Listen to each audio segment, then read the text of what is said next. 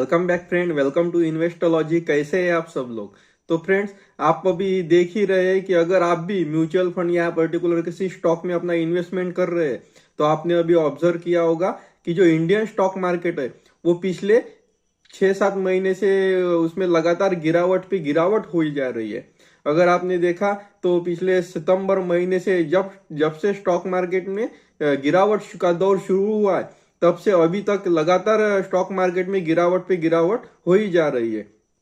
आपने देखा कि जो जनवरी मंथ है उसमें भी लगातार हमने इंडियन स्टॉक मार्केट में गिरावट देखी और अभी फरवरी मंथ भी है उसमें भी अभी लगातार अभी तक स्टॉक मार्केट में गिरावट जारी है। तो इस वीडियो में हम डिटेल एक्सप्लेनेशन करेंगे कि स्टॉक मार्केट में अभी फिलहाल इतनी गिरावट क्यों हो रही है, और साथ ही हम ये भी इस वीडियो में डिटेल देखेंगे कि अगर आप भी किसी पर्टिकुलर म्यूचुअल फंड या स्टॉक मार्केट में इन्वेस्ट कर रहे हैं तो आपको इस गिरावट के दौर में किन बातों का ध्यान रखना चाहिए और क्या डिसीजन लेना चाहिए। तो अंत तक हमारे साथ इस वीडियो में बने रहिए। और अगर आप हमारे एजुकेशनल यूट्यूब चैनल इन्वेस्टोलॉजी पर पहली बार विजिट कर रहे हैं तो इसी तरह की इंफॉर्मेटिव वीडियो आगे भी देखने के लिए हमारे इस चैनल को सब्सक्राइब कर दीजिए। तो चलिए फ्रेंड्स, वीडियो को शुरुआत करते हैं। तो फ्रेंड्स, अगर हम बात करें इंडियन स्टॉक मार्केट की तो कल आप यहाँ पे देख सकते हैं कि जो निफ्टी 50 है उसमें पर्टिकुलर 102 पॉइंट्स की गिरावट हुई, और अगर हम परसेंटेज में बात करें तो निफ्टी 50 में लगभग 0.44% की गिरावट यहाँ पे दर्ज की गई है। वही अगर हम सेंसेक्स की बात करें तो सेंसेक्स भी 0.29% की गिरावट सेंसेक्स में भी दर्ज की गई है। अगर हम बात करें निफ्टी आईटी की तो निफ्टी आईटी आप यहाँ पे देख सकते हैं कि निफ्टी आईटी में लगभग निगेटिव 0.40% की गिरावट यहाँ पे दर्ज की गई है। और अगर हम बात करें मिड कैप इंडेक्स की तो आप यहाँ पे देख सकते हैं कि जो मिड कैप इंडेक्स है यहाँ पर मिड कैप इंडेक्स में एब्सोल्यूट 2.31% की गिरावट यहाँ पे दर्ज की गई है। और अगर हम बात करें बीएससी स्मॉल कैप की तो आप यहाँ पे देख सकते हैं कि बीएससी स्मॉल कैप इंडेक्स में भी यहाँ पे लगभग 3% के ऊपर की यानी कि 3.24% की गिरावट यहाँ पे दर्ज की गई है। और अगर हम बात करें बीएससी मिड कैप की तो आप यहाँ पे देख सकते हैं कि जो बीएससी मिड कैप इंडेक्स है उसमें भी यहाँ पे लगभग 3% के आसपास गिरावट यहाँ पे दर्ज की गई है।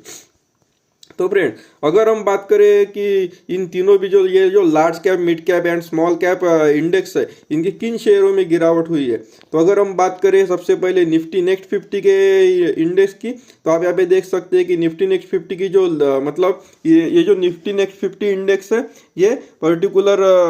जो लार्ज कैप इंडेक्स का जो 100 कंपनीज का जो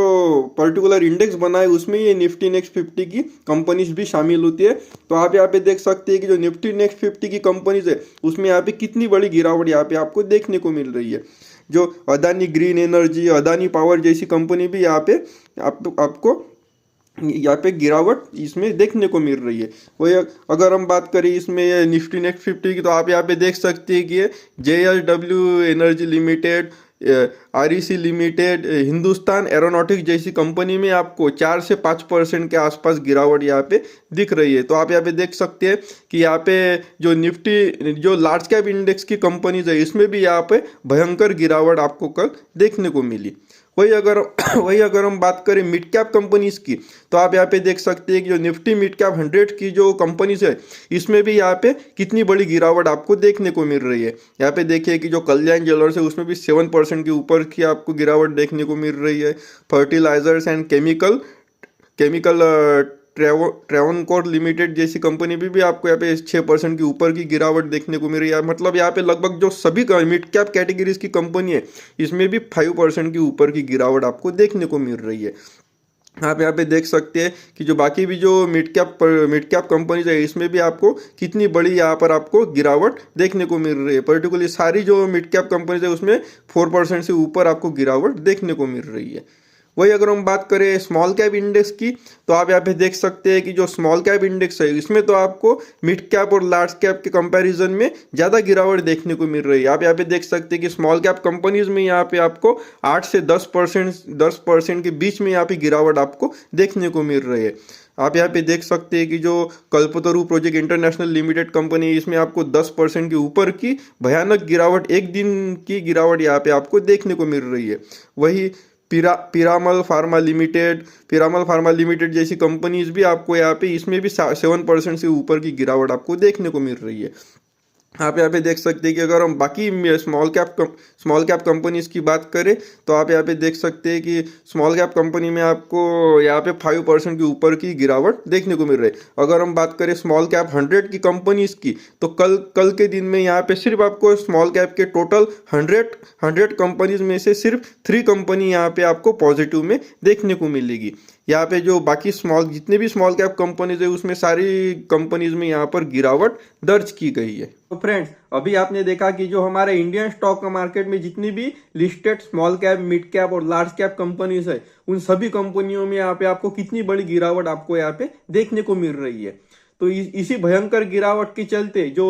इंडियन म्यूचुअल फंड इन्वेस्टर है उनमें बहुत बड़ा पैनिक यहाँ पे आपको देखने को मिल रहा है। तो as a mutual fund investor अभी इस सिचुएशन में आप लोगों को क्या करना चाहिए? तो अभी अगर मैं मेरा पर्सनल ओपिनियन की बात करूं तो आप भी अगर एक म्यूचुअल फंड इन्वेस्टर है तो आपको जो आपकी एसआईपी है वो तो इस दौर में आपको कंटिन्यू रखनी ही है, लेकिन साथ ही अगर आपके पास अगर कोई लमसम पैसा भी आता है तो ये बहुत ही बेस्ट टाइम है कि इस टाइम में आप थोड़ा थोड़ा करके लमसम पैसा भी अपना इन्वेस्ट कर रहे हैं और अपनी इन्वेस्टमेंट को एवरेज आउट कर सकते हैं। क्योंकि अगर मेरी इस बात पर काफी लोगों का यहाँ पे सवाल हो सकता है कि भाई यहाँ पे तो स्टॉक मार्केट लगातार गिरते ही जा रहा है, फिर हम यहाँ पे लमसम इन्वेस्टमेंट और कैसे करें? अगर स्टॉक मार्केट में और गिरावट होगी तो जो हमारा इन्वेस्टमेंट है वो तो निगेटिव में जाएगा। तो मैं आपको यहाँ पे एक बात बता देता हूँ कि जो म्यूचुअल फंड इन्वेस्टर है उनको यहाँ पे पैनिक करने की जरूरत नहीं है, क्योंकि जो यहाँ पे जो चिंता करने के लिए जो म्यूचुअल फंड में जो फंड मैनेजर अपॉइंट किया गया है उसको जो हम पैसा दे रहे हैं और वो जो हमारे इन्वेस्टमेंट को मैनेज करने की फीस ले रहा है तो वो इसी चीज की फीस ले रहा है, क्योंकि उसको हमारे इन्वेस्टमेंट पर जो रिटर्न जनरेट हो रहा है उसकी चिंता हमसे ज्यादा है। अब मैं आपके सामने एक डिटेल यहाँ पे पब्लिश करता हूँ कि जो जितने भी हमारे इंडिया की पॉपुलर म्यूचुअल फंड एएमसी है उनके जो फंड मैनेजर है वो यहाँ पे क्या कर रहे हैं, क्योंकि ऐसा तो हो नहीं सकता कि जब स्टॉक मार्केट में गिरावट हो रही है तो जो यहाँ पे म्यूचुअल फंड के जो फंड मैनेजर है वो यहाँ पे निश्चिंत बैठे होंगे। तो ऐसा बिल्कुल नहीं है, वो भी अपनी स्ट्रेटेजी बना रहे हैं और उन्होंने भी यहाँ पे बहुत सारा कैश होल्ड करके रखा है। तो मैं आपको अभी यहाँ पे दिखाता हूँ कि किस एएमसी के फंड मैनेजर ने यहाँ पे कितना कैश यहाँ पे अलोकेशन यहाँ पे निकाल के रखा है। तो फ्रेंड्स, आप यहाँ पे मेरी स्क्रीन पे देख सकते हैं कि जो इंडिया की जो 10 most popular mutual fund AMC है वहाँ पे उन्होंने कितना कैश यहाँ पे होल्ड करके रखा है। तो सबसे पहले अगर हम बात करें एसबीआई म्यूचुअल फंड की तो आप यहाँ पे देख सकते हैं कि जो एसबीआई म्यूचुअल फंड है उन्होंने अपने टोटल एयूएम का 5% यानी कि टोटल 33,626 करोड़ के आसपास अपना जो अलोकेशन है वो यहाँ पे कैश में होल्ड करके रखा है। वही अगर हम बात करें आईसीआईसीआई म्यूचुअल फंड एएमसी की तो आईसीआईसीआई म्यूचुअल फंड के फंड मैनेजर ने भी यहाँ पे 5.89% यानी कि 23,000 करोड़ से ऊपर यहाँ पे कैश यहाँ पे होल्ड करके रखा है। वही अगर हम बात करें एचडीएफसी म्यूचुअल फंड की तो आप यहाँ पे देख सकते हैं कि जो एचडीएफसी म्यूचुअल फंड एएमसी है उन्होंने भी अपने टोटल एयूएम का 6.1% यानी कि 22,000 करोड़ से ऊपर यहाँ पे कैश यहाँ पे होल्ड करके रखा है। वही अगर हम बात करें पराग पारेख म्यूचुअल फंड एएमसी की तो आप यहाँ पे देख सकते हैं कि जो पराग पारेख म्यूचुअल फंड एएमसी है उन्होंने यहाँ पे सबसे ज़्यादा यानी कि अपने टोटल एयूएम का 90% से ऊपर यानी कि 18,000 करोड़ से ऊपर यहाँ पे अपना कैश अलोकेशन यहाँ पे होल्ड करके रखा है। वही अगर हम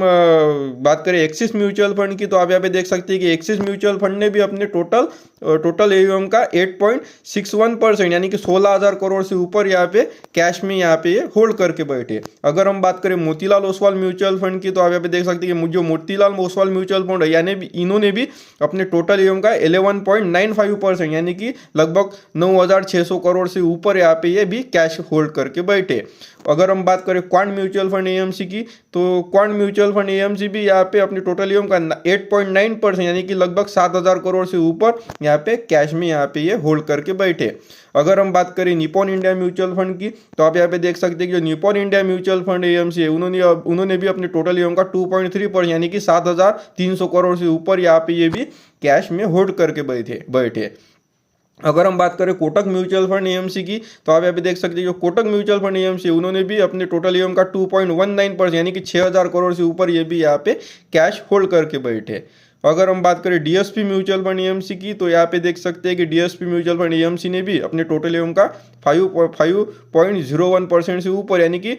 5,100 करोड़ से ऊपर यहाँ पे ये भी अपना कैश होल्ड करके बैठे हुए हैं। तो फ्रेंड्स, अभी आपने यहाँ पे देखा कि जितनी भी इंडिया की most popular mutual fund AMC है, तो वहाँ पे जो फंड मैनेजर वर्क कर रहे हैं उन्होंने यहाँ पे कितना सारा कैश यहाँ पे होल्ड करके वो बैठे हुए हैं। इसीलिए मैं आपको कहता हूँ कि अगर आप म्यूचुअल फंड में इन्वेस्टमेंट कर रहे हैं तो आपको यहाँ पे ज्यादा सोचने की जरूरत नहीं है कि भाई अभी तो stock market all time high पे है या ऑल टाइम लो पे है, तो मैं मेरा इन्वेस्टमेंट यहाँ पे कैसे करूँ। तो ये सब सोचने के लिए यहाँ पे जो फंड मैनेजर है वो यहाँ पे बैठे हुए हैं, क्योंकि आप अगर यहाँ से कितना भी इन्वेस्टमेंट करते हैं तो वो वहाँ पे जो कैश है वो यहाँ पे होल्ड करके बैठे हुए हैं, और उनको ये पता है कि जब भी स्टॉक मार्केट में गिरावट होगी तो वो अच्छे वैल्यूएशन पे यहाँ पे अपने जो इन्वेस्टमेंट है वो करेंगे और पर्टिकुलर शेयर यहाँ पे परचेस करेंगे। तो इससे लॉन्ग टर्म में जो आपकी जो इन्वेस्टमेंट है उस पे वहाँ पे वो कंपाउंडेड एनुअल रिटर्न आपको जनरेट करके देंगे। तो फ्रेंड्स, ये था आज का वीडियो। इस वीडियो से रिलेटेड आपके मन में कोई क्वेरी है या आपको किसी पर्टिकुलर टॉपिक पर वीडियो चाहिए या आपको आपका पोर्टफोलियो रिव्यू करना है, तो आप हमारे चैनल के कमेंट बॉक्स में बेहिचक कमेंट कर सकते हैं। मैं उस पर जल्दी वीडियो पब्लिश करूंगा। तो फ्रेंड्स, इस वीडियो में फिलहाल इतना ही। मिलते हैं नेक्स्ट वीडियो में, तब तक के लिए जय हिंद, जय भारत।